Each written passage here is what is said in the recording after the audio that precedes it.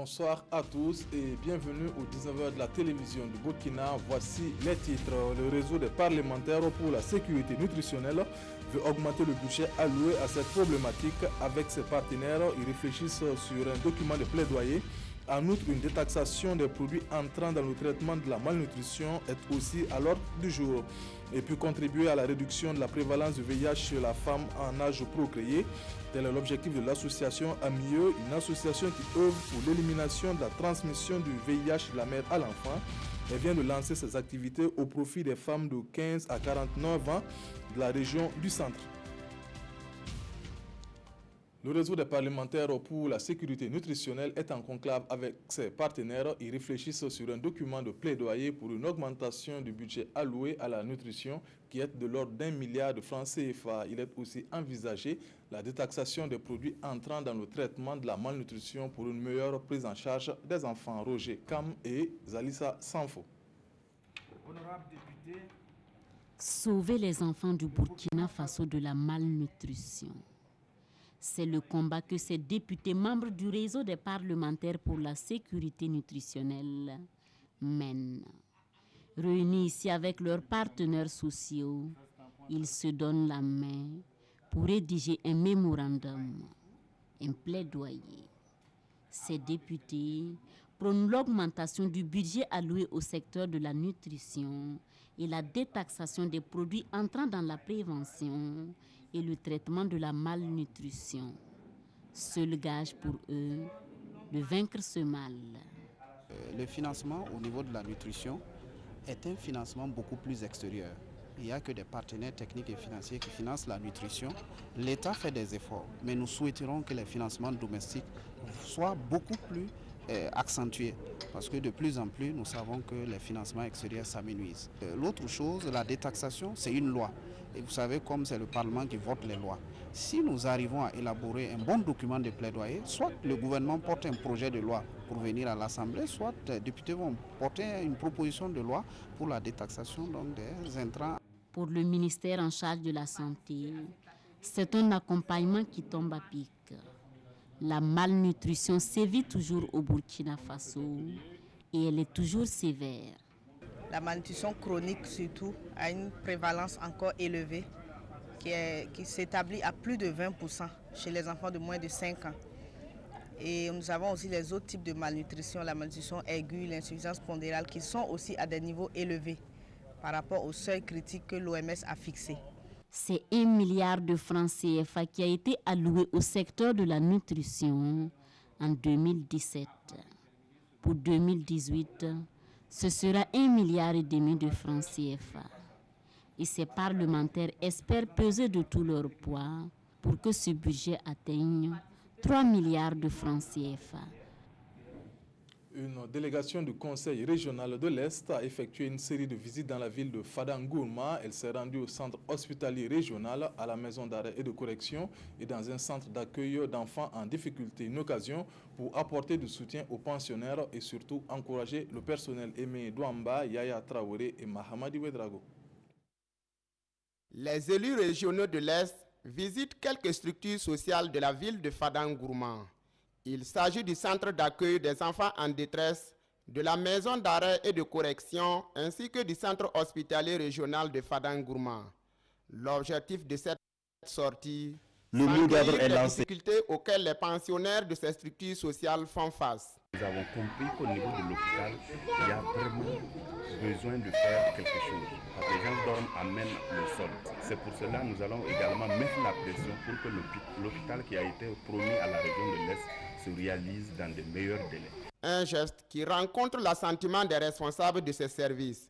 Ces derniers saisissent l'aubaine pour exposer leurs doléances aux visiteurs. C'est une visite qui permettra certainement au personnel de savoir que les plus hautes autorités de la région donc, ont un regard sur le travail qu'ils font et les malades également donc, sauront que les autres autorités de la région effectivement sont de cœur avec eux. L'idée justement c'est de toucher du doigt les réalités que vivent la structure et en termes d'espoir ou en termes de doléances.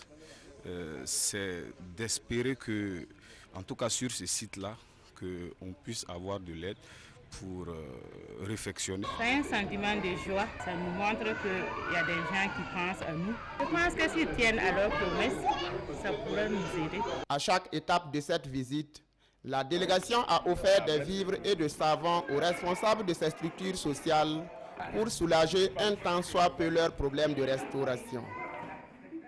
Contribuer à la réduction de la prévalence du VIH chez la femme en âge de procréer, tel est l'objectif de l'association AMIE, une association qui œuvre pour l'élimination de la transmission du VIH de la mère à l'enfant. Plusieurs actions seront ainsi menées au profit des femmes de 15 à 49 ans dans la région du centre.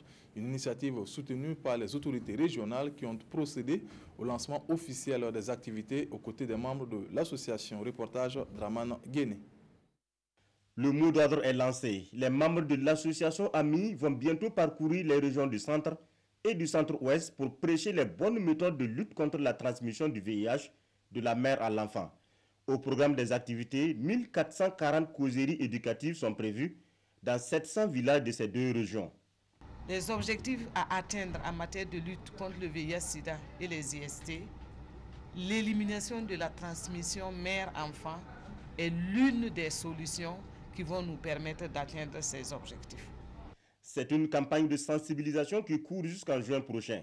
Une campagne au cours de laquelle 75% des femmes en âge de procréer seront touchées et 100% des femmes enceintes devront adhérer à la méthode de prévention de la transmission mère-enfant.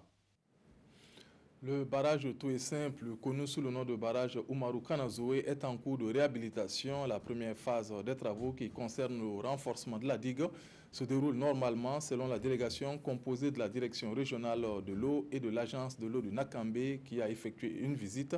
Les travaux devraient durer 45 jours pour ce plan d'eau qui joue un rôle important dans la province du Passoré. Constantin Ouedraogo et Joseph Bambara. Cette visite de supervision vise à permettre au gouverneur et à sa délégation de constater l'état d'avancement des travaux de confortement de la digue du barrage de Toessin. Après un constat des dégradations subies par la digue de ce barrage, plus connu sous le nom de barrage Umaru Kanazoe, la direction régionale de l'eau et de l'assainissement du Nord a confié les travaux de réparation à un groupement d'entreprises qui a pour mission le remblaiement d'une dépression sur le talus aval, le reprofilage de la crête de la digue longue de 4250 mètres et la reconstruction des pérés du talus amont. Nous sommes sur un délai d'exécution de 70% en termes de délai. Et il va nous rester en gros 3 semaines de travaux. Et pour le niveau d'exécution des travaux, nous sommes autour de 80%. Donc visiblement, l'entreprise pourrait être donc à jour en matière d'exécution. Après cette visite qui a permis de constater l'état d'avancement des travaux, la délégation a pu se prononcer sur les résultats obtenus. Si les autorités en charge de l'eau se félicitent du constat, le gouverneur appelle la population à faire sienne cette infrastructure. Je suis satisfait de l'avancement des travaux parce que selon le chronogramme du travail, cette première phase des travaux devait finir effectivement durant la première semaine du mois de mars. Et nous voyons qu'ils sont presque à la fin de la première phase des travaux. C'est par la sensibilisation, par l'information, afin que les usagers même se rendent compte de la nécessité d'entretenir le barrage pour eux-mêmes et aussi pour leurs enfants et pour les générations à venir. Le barrage de Toessin ou barrage Umaru Kanazoe, qui a fait l'objet de cette visite de supervision, est le plus grand de la région du Nord. Construit en 1995, cette retenue d'eau a une capacité de plus de 90 millions de mètres cubes et un bassin versant de 8000 km². Il mesure 50 km de long. Du sport pour clore cette édition, la première édition de la Coupe du Haut-Commissaire de la province de la Léraba a connu son épilogue à Sendou. Sur 6 équipes au départ, c'est l'équipe de Dakoro qui a été sacrée face à celle de Wolokonto après la séance de tir au but 4 contre 3. Reportage Karemo Ilboudo et Rachid Savadou. Dakoro a inscrit son nom en lettres d'or dans le palmarès de la Coupe du Haut-Commissaire de la province de la Léraba. Un tournoi qui vise à faire du football un facteur de cohésion sociale dans la localité. Des 6 équipes de la Léraba au départ, la finale oppose Dakoro à Wolonkoto en rouge. Dès l'entame de la rencontre, Wolonkoto multiplie les offensives, mais à un quart d'heure de la pause, c'est Dakoro qui ouvre le score par l'entremise de Bamilela Emma. Dakoro 1, Wolonkoto 0. 1-0 pour Dakoro, c'est aussi le score à la pause. À la reprise, Wolonkoto tente le tout pour revenir au score et finit par y arriver à 5 minutes de la fin du temps réglementaire. Les tirs au but sont comme dernier recours pour départager les deux équipes. Là, Daokoro se montre plus réaliste et remporte la partie avec 4 tirs réussis contre 3 pour Wolonkoto. Quand je suis arrivé, j'ai vu que la jeunesse de la province de la Léraba était laissée, abandonnée à elle-même. Et nous n'avons pas connu de compétition en tant que telle. J'ai pris l'initiative, en tout cas, de lancer cette coupe. Je me suis jetée à l'eau et voilà le résultat. C'est une belle réussite. Nous sommes vraiment très satisfaits aujourd'hui. Je voudrais féliciter le haut-commissaire de la Léraba pour cette initiative. C'était un match vraiment très intéressant. Le meilleur a gagné. Félicitations à toutes les équipes qui ont participé. La première édition de la Coupe du haut-commissaire de la Léraba est terminée. Mais rendez-vous est donné en décembre 2018 pour la deuxième édition. On s'arrête là pour ce soir. Merci de nous avoir suivis. Fousseni Kindo vous retrouve pour le 20h. Bonne suite du programme. Bonsoir.